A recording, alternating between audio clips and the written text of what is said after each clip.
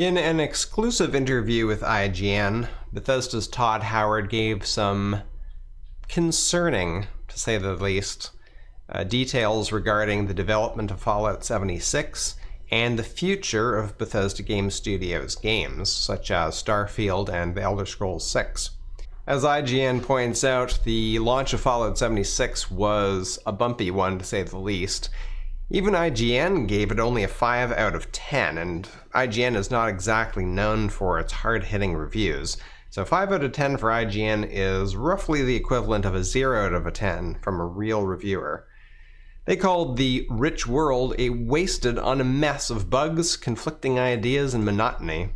It also earned a spot in their top 10 worst games of 2018 list. Part of the criticism, of course, was not just because of the broken content, but because of PR snafus, like when Bethesda shipped bags that were made out of garbage bag material instead of the canvas that they promised for the $200 special edition. But more concerning than that is another part of the interview where Todd is talking about the next generation consoles, which of course we know that Starfield and Elder Scrolls 6 are going to be made for. He's saying that he believes advancements made by the upcoming generation of console hardware will help the kinds of games that Bethesda builds tremendously, specifically referencing Sony's demonstrations of rapidly decreased load times on the next PlayStation console. Howard also said he looks forward to alternate business models for game developers, publishers, and platforms continuing to grow. Gaming is finally, this is a really odd thing to say, gaming is finally reaching the point that linear entertainment is. Movies, television, all that, where you're going to have games that are big tent poles that people can buy for $60. So you mean like for the last 50 years of gaming? That's kind of like going to a theater. You're going to have games you can play on a subscription service. You're going to have games you can download on your phone. You're going to have ones you can play and they're ad supported. I think that's really healthy for the industry. Yeah, but crap for players. And obviously for players who want to consume it. But also the developers who say, I just want to make an adventure game for this budget.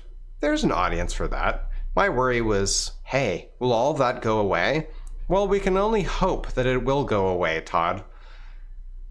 So, unfortunately, based on this interview, the clips that I've seen so far, the full one comes out tomorrow, but based on what we've seen so far, I think Starfield is a write-off.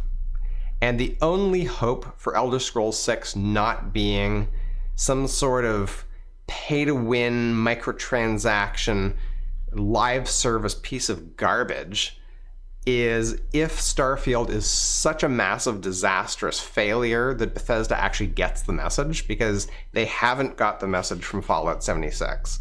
They're still like, Fallout 76 is great and everybody loves it and they're gonna come back as we release better content. No.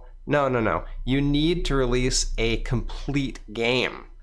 You need to release a complete game. What do you not understand about that? I mean, people were in love with Skyrim. All that goodwill made Fallout 4 one of the biggest selling games of all time, but people were disappointed because, you know, it was shallow, right? The mechanics were shallow, the story was shallow. They then completely burned whatever credibility they had left with Fallout 76, and they continue to burn it on a weekly basis. For example, just a month or so ago, they wanted to listen to the players, so they borked part of the game, and then when people were complaining about it, they corrected it by introducing a pay-to-win microtransaction.